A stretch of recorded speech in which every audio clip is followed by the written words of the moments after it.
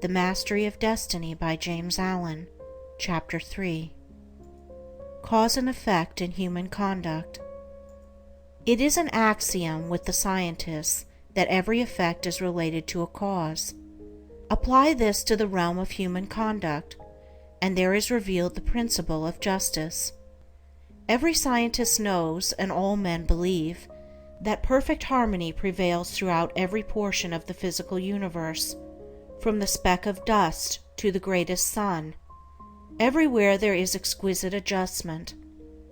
In the sidereal universe, with its millions of suns rolling majestically through space and carrying with them their respective systems of revolving planets, its vast nebula, its sea of meteors, and its vast army of comets, traveling through illimitable space with inconceivable velocity, perfect order prevails.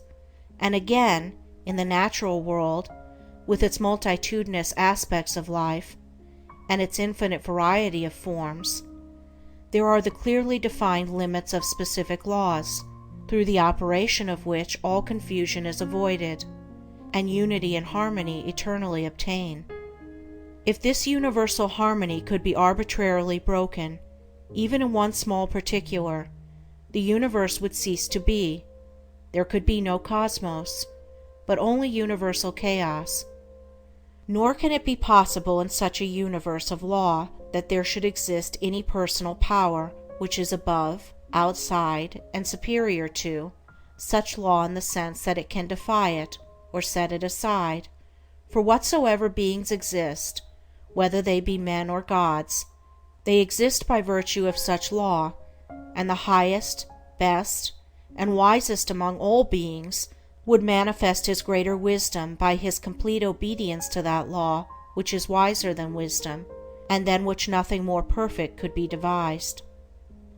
All things, whether visible or invisible, are subservient to, and fall within the scope of, this infinite and eternal law of causation. As all things seen obey it, so all things unseen, the thoughts and deeds of men, whether secret or open, cannot escape it.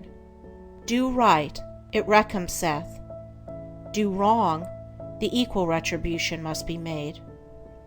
Perfect justice upholds the universe. Perfect justice regulates human life and conduct. All the varying conditions of life, as they obtain in the world today, are the result of this law reacting on human conduct. Man can, and does, choose what causes he shall set in operation, but he cannot change the nature of effects. He can decide what thoughts he shall think, and what deeds he shall do, but he has no power over the results of those thoughts and deeds. These are regulated by the overruling law. Man has all power to act, but his power ends with the act committed. The result of the act cannot be altered, annulled, or escaped. It is irrevocable. Evil thoughts and deeds produce conditions of suffering. Good thoughts and deeds determine conditions of blessedness. Thus man's power is limited to, and his blessedness or misery is determined by, his own conduct. To know this truth renders life simple, plain, and unmistakable.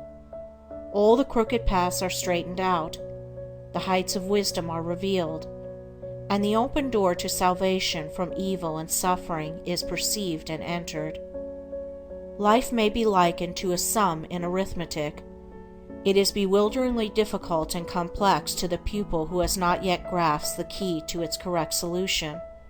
But once this is perceived and laid hold of, it becomes as astonishingly simple as it was formerly profoundly perplexing.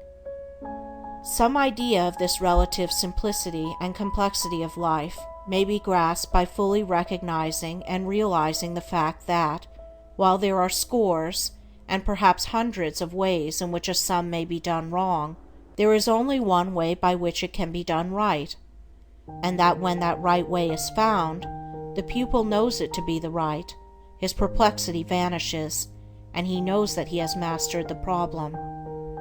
It is true that the pupil, while doing his sum incorrectly, may, and frequently does, think he has done it correctly, but he is not sure.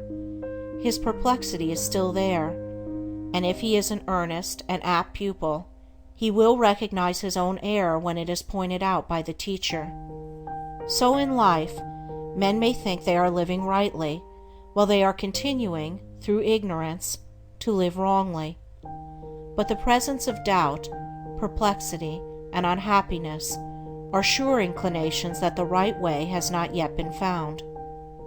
There are foolish and careless pupils who would like to pass a sum as correct before they have acquired a true knowledge of figures, but the eye and skill of the teacher quickly detect and expose the fallacy. So in life there can be no falsifying of results. The eye of the great law reveals and exposes. Twice 5 will make 10 to all eternity, and no amount of ignorance, stupidity, or delusion can bring the result up to 11. If one looks superficially at a piece of cloth, he sees it as a piece of cloth. But if he goes further and inquires into its manufacture, and examines it closely and attentively, he sees that it is composed of a combination of individual threads, and that, while all the threads are interdependent, each thread pursues its own way throughout, never becoming confused with its sister thread. It is this entire absence of confusion between the particular threads which constitutes the finished work a piece of cloth. Any inharmonious commingling of the thread would result in a bundle of waste or a useless rag. Life is like a piece of cloth, and the threads of which it is composed are individual lives.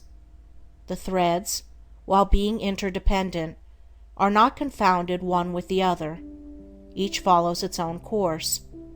Each individual suffers and enjoys the consequences of his own deeds, and not the deeds of another. The course of each is simple and definite, the whole forming a complicated, yet harmonious, combination of sequences.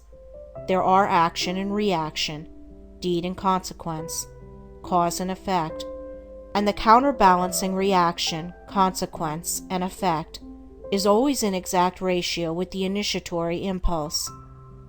A durable and satisfactory piece of cloth cannot be made from shoddy material, and the threads of selfish thoughts and bad deeds will not produce a useful and beautiful life, a life that will wear well and bear close inspection.